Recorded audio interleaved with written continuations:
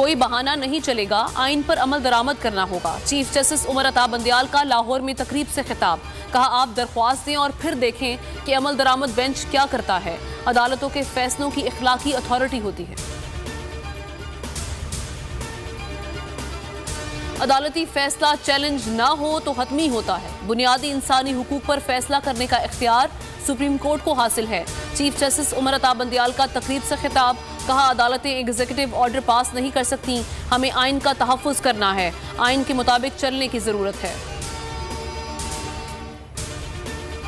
हर पाकिस्तानी को बराबर के हुकूक हासिल हैं, आइन अक़लियतों के हुकूक के तहफ़्फ़ुज़ का ज़ामिन है।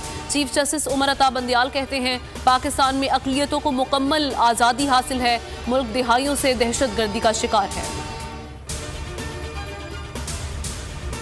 कराची का मेयर कौन होगा? ज़िमनी बल्दियाती इलेक्शन में पोलिंग खत्म, शहर कायद की 11 यूसीज में वोट डाले गए। हाफिज नईमुर रहमान का कहना है कि कराची के लिए आज बहुत अहम दिन है। 11 यूसीज के इंतखाब के बाद कराची के मेयर का इंतखाब होगा। मुकाबला बहुत वाज़े है, धांधली किसी सूरत कबूल नहीं करेंगे। इलेक्शन कमीशन को चाहिए अपनी साख बहाल करे, खामोश तमाशाई ना बने।